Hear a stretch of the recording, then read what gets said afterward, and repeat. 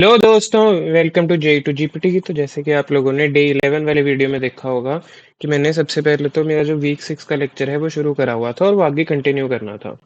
तो अभी मेरे पिछले कुछ दिनों से थोड़ी सी कंसिस्टेंसी भी थोड़ी ऊपर नीचे चल रही थी और मेरी थोड़ी एनर्जी भी आपको कम लग रही होगी वीडियो में। तो उसका मैं आगे से ख्याल ध्यान रखूंगा और मेरे थोड़ी सी जो कंसिस्टेंसी थी वो मैं आगे कोशिश करूंगा कि और बेटर रहे। तो इन सारी चीज़ों को छोड़ के अब आगे चलते हैं। So today was day 12। तो मैंने सबसे पहले तो अपना रोड मैप चेंज नहीं किया था। बेसिकली मैंने जो आपको कहा था कि मेरे को पिछली बारी प्रॉब्लम आ रही थी कि मेरे को ये नहीं समझ आ रहा था कि मैंने डे वाइज क्या क्या करना है। तो उसके लिए मैंने क्लॉड की हेल्प से ही अपना डे वाइज प्लान बनवा लिया था। वो मैं आपको दिखा देता हूँ। तो वो डे वाइज प्लान कुछ ऐसा दिखता है। इसमें मोस्टली मैंने सारी चीज़ें यहाँ से शुरू होती हैं। आई गेस ये रहा। डे 12 टू डे 17 में CS50 भी ख़त्म करना है एंड बाकी सारी भी चीज़ें इसमें ऐसी ही है। मतलब कि डे वाइज दिखा दिया था मैंने। उसके बाद मैंने चैट जीपीटी को कहा कि ये मेरा सारा रोड मैप है, इसको अपने मेमोरी में सेव कर लियो और इस हिसाब से मेरे को दिन के टास्क दे दियो। तो उसने मेरे को आज टास्क दिए थे कि वही लेक्चर करना था, उसके बाद उसके होमवर्क करना था। उसके बाद मतलब तीन चार टास्क दिए थे उसमें से। टोटल उसमें सबसे पहला तो यही था कि सबसे पहले तो जो लाइब्रेरीज वाला वो लेक्चर था वीक 6 वाला वो ख़त्म करना था। तो वीक 6 वाला लेक्चर, ये लेक्चर मेरा सारा पूरा हो गया। अब इसके नोट्स में यहाँ से जाके मैंने इसके नोट्स से जितनी भी सारी प्रैक्टिस थी वो मैंने कर ली। वो मैं आपको दिखा देता हूँ। मैंने लिख कराई हुई है सारी। ये रहा। इसमें सबसे पहले तो यही था कि अगर मेरे को ऐसे नाम लिखने थे बेसिकली। इसमें सबसे पहले तो ये था कि मेरे को जैसे ये है कि मतलब सबसे पहले तो मेरे से यूज़र से उसका नाम पूछना था, फिर वो तीन चार नाम देता। फिर वो मेरे को एक नई फाइल बनानी थी names.txt करके। उसमें वो नाम लिख देने थे। तो सपोज मैं इसको रन करूं तो इसने मेरे से नाम पूछा। सपोज मैंने लिख दिया someone34। तो अब यहाँ पे ये खत्म हो गया। तो आपको लगोगे कि क्या हुआ, बट अगर मैं ये names.txt को ओपन करके दिखाऊं तो यहाँ पे ये names.txt में someone34 लिखा आ गया। अब इसमें एक प्रॉब्लम ये है कि अगर मैं इसके बाद सपोज अब मैं यहाँ पे दोबारा इसको रन करूं और अब सपोज मैं इसमें someone35 लिख दूं, तो अब अगर मैं दोबारा वो खोलूं फाइल कोड ऑफ names.txt, तो अब इसमें someone35 लिखा आ जाएगा। अब अगर बाई चांस मेरे को ये चाहिए हो कि मैं जितने जितने लिख रहा हूँ वो सारे आ जाएं, तो उसका क्या सोल्यूशन था? उसके लिए ये था कि जहाँ मैंने यहाँ मैंने W यूज़ कर रखा था, W की जगह मेरे को A यूज़ करना था। अब आप ये कह रहे हो कि जो @n वाला है, ये #n लगा हुआ है, इसका क्या यूज़ है? इसका बेसिकली ये यूज़ है कि अगर ये ना लगा होगा तो फिर वो ऐसे लिखा आएगा कि someone34 फिर स्पेस, मतलब दो स्पेस आएंगे बीच में। तो इसलिए वो @n हटाना था। अब अगर मैं इसमें ही करके दिखाऊँ आपको कैसे है, तो अगर मैं इसको रन करूँ Python of 2.py what's your name, suppose मैंने इसमें भी someone36 लिखा। फिर उसके बाद जब मैंने दोबारा रन किया तो इसमें सपोज मैंने someone37 लिख दिया। अब अगर मैं अपनी वो फाइल खोलता हूँ तो इसमें someone36 someone37 दोनों लिखा रहा है। someone35 ये पहले का है क्योंकि वो जो पिछला किया था वो उसका आगे कंटिन्यू हुआ है बेसिकली। उसके बाद थर्ड वाले में क्या था? थर्ड वाले में ये था कि जो ये names.txt है, अगर मैं इसमें से भी 35 वाला हटा दूँ, थर्ड वाले में ये है कि ये जो names.txt है इसके सारे नाम है, इनको रीड कर। उसके बाद उस एक एक नाम को हेलो बोल।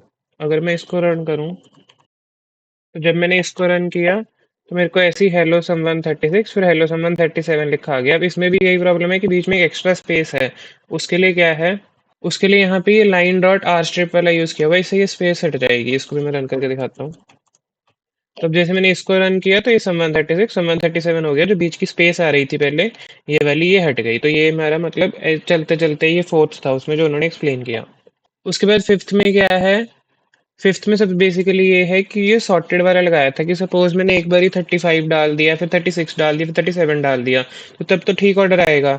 अब यही अगर मैं मतलब ABC मतलब वो डिक्शनरी के हिसाब से मेरे को सॉर्ट करके दे देगा कि सबसे पहले 36। तो अब अगर मैं इसे रन करूँ और इसमें सपोज मैं वो डाल दूँ, मतलब कि ऑर्डर चेंज कर दूँ इसका, सपोज मैं 138 कर दूँ। तो अब अगर मैं इसे रन करता हूँ तो अभी नॉर्मल वाले में अगर मैं रन करता तो पहले 38 आता फिर 37 आता। बट अब अगर मैं इसे उसमें रन करूंगा जो मैंने नई फाइल बनाई थी जिसमें वो अपेंड वाला यूज किया था, तो उसमें पहले 37 आया बाद में 38 आया। ये फिफ्थ वाली वही थी, अपेंड सॉर्टेड वाली थी। सिक्स्थ में क्या था? सिक्स्थ में सबसे पहले तो फाइल ही नहीं यूज हुई है। वो मैं आपको फाइल दिखाता हूँ। एक बारी फाइल है वो ये वाली, उसमें ये वाली फाइल यूज हो रखी है इसमें, और उसमें इसमें ये वाली फाइल यूज हो रखी है। तो अब इसमें हो क्या रखा है कि इसमें से students dot C S V वाली जो वो हो रखी है, यूज हो रखी है। फिर लाइन इन लाइन का मतलब है कि उसमें हर लाइन जो है उसको अलग अलग से लेना है। फिर मैंने एक रो माननी है जो कि लाइन में से जितने भी उसमें मतलब कोई ब्लैंक स्पेस होगी कुछ होएगा उसको स्ट्रिप करना है। और जो कॉमा के इधर उधर है मतलब जो कॉमा के लेफ्ट में और राइट में है उसको मैंने अलग अलग से स्प्लिट कर देना है। फिर मैंने प्रिंट करना है क्योंकि उसमें बेसिकली है क्या है कि रो जीरो का मतलब है कि यहाँ पे नाम है और यहाँ पे उसका एड्रेस है। तो इसको मैं आपको दिखाता भी हूँ कैसे है एरी फाइल। तो इसमें बेसिकली ये है कि हैरी नाम है और वो नंबर 4 ये वाली थी। इसको मैं अगर रन करूँ तो ये दिखाएगा। तो इसने मेरे को ये दिखा दिया कि हरमाइनी ग्रिफिंडोर में रहती है, हैरी ग्रिफिंडोर में रहता है। तो ये है। अब अगर इसमें ये है कि अगर अब ये भी मेरे को वो चाहिए हो मतलब कि अल्फाबेटिकल ऑर्डर में चाहिए हो तो कैसे करेंगे। तो उसके लिए फिर वही अपेंड वाली चीज़ ही यूज़ करी है कि वो स्ट्रिप करके और वो स्प्लिट करके फिर मैंने अपेंड वाली चीज़ यूज़ कर दी। इसको भी मैं रन करके दिखाता हूँ। इसमें वही हुआ। तो इस वाले में क्या है, इस वाले में बेसिकली उसी को थोड़ा सा अच्छे से करके लिखा हुआ है। उसके बाद अगले में अब ये है कि अगर मेरे को इसको अल्फाबेटिकल ऑर्डर में चाहिए हो तो मैं कैसे करूँगा। तो उसके लिए अगर मैं इसको रन करके दिखाऊं, ये वाला कोड है अगर अल्फाबेटिकल ऑर्डर में चाहिए हो कि सबसे पहले तो सॉर्टेड में स्टूडेंट्स, उसके बाद एक ही की करके गेट नेम यूज करते हैं मतलब कि की हमने उसमें पाइथन से पहले इनबिल्ट होता है। फिर उसमें गेट नेम करके फंक्शन देना होता है, इसके कॉल्ड अल्टरनेटिव है वो मैं आपको अगले में दिखाऊंगा।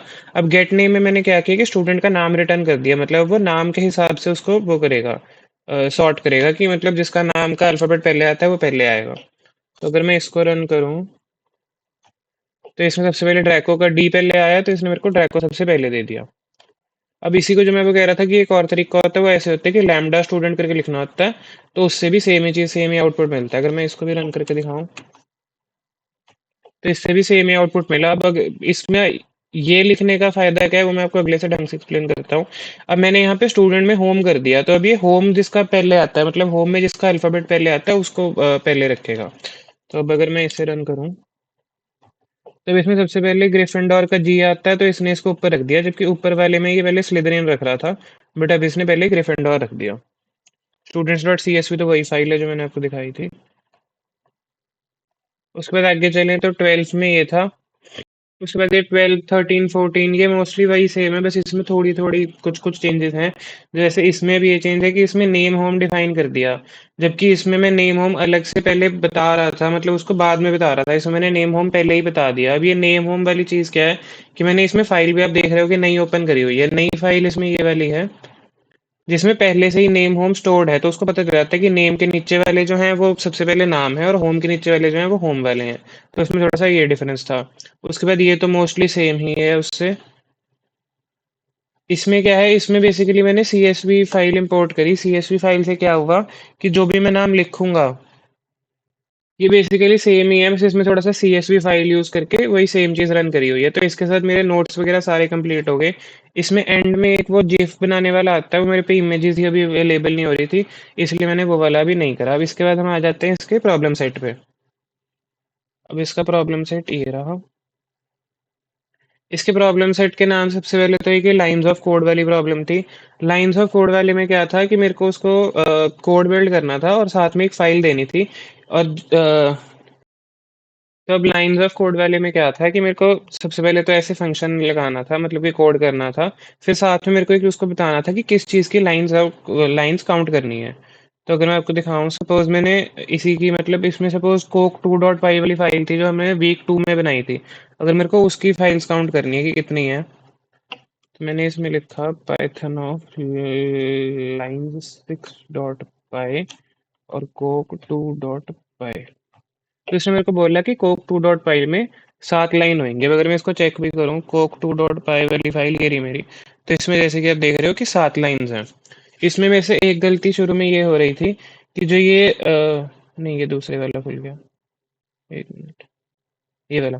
इसमें मेरे से शुरू में गलती ये हो रही थी कि जो रिटर्न वाला फंक्शन है, हाँ, इसमें शुरू में गलती ये हुई कि जो काउंट वाला फंक्शन है, काउंट वाला फंक्शन मैंने यहाँ पे लगा हुआ था, उसकी इंडेंटेशन ठीक नहीं थी। उससे क्या हो रहा था कि वो हमेशा चाहे 7 लाइनें हो, चाहे 11 लाइनें हो, चाहे 12 लाइनें हो, वो वन ही आंसर दे रहा था। मैं आपको वैसे भी एक बार करके दिखा देता हूँ कि वो गलती क्या थी। अगर ये सपोज ऐसे लिखा होता, मैंने इसको सेव किया, अगर मैं इसे रन करता हूँ सेम ही, तो इसने मेरे को जैसे कि मैंने आपको बोला कि मेरे को एक आउटपुट दे देगा वो, जो कि गलती है क्योंकि उसमें 7 लाइन है। अब अगर मैंने इसको अंदर कर दिया तो वो 7 ही देगा आंसर। अब इसके बाद थी ये पिज़्ज़ा वाली प्रॉब्लम। पिज़्ज़ा वाली में ये था बेसिकली कि जो ये इन्होंने मेरे को ये दे दी थी सीएसवी फाइल। अब इसी को मेरे को एज ए ग्रिड प्रिंट करना था। तो अगर मैं इसको रन करके दिखाऊं तो इसमें मैंने ये यूज़ किया था कि टेबल फॉर्मेट ग्रिड है। और ये हेडर्स वाला किस लिए यूज़ होता है? हेडर्स वाला इसलिए यूज़ होता है कि उसको बताना है कि जो ये पहली लाइन है ये कोई मतलब वो पिज़्ज़ा नहीं है, ये बेसिकली हेडिंग है। तो अगर मैं इसे रन करूं तो ये कुछ ऐसे आएगा, पाइथन ऑफ पिज़्ज़ा 6.py।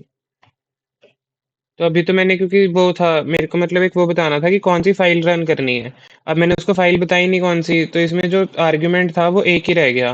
तो इसलिए मैंने दे रखा थी, कमांड दे रखी थी कि आर्ग्यूमेंट जो 2 से कम हो तो टू स्मॉल प्रिंट कर दे, तो उसने वैसे ही टू स्मॉल प्रिंट कर दिया। तो अगर मैं इसको प्रॉपरली रन करूं, और ये जो फाइल थी इस वाली फाइल में सारा डाटा था वो, तो अगर मैंने इसको लिखा तो इसने मेरे को ऐसे ये वो बना के दिखा दिया सारा डाटा, जबकि था ऐसे।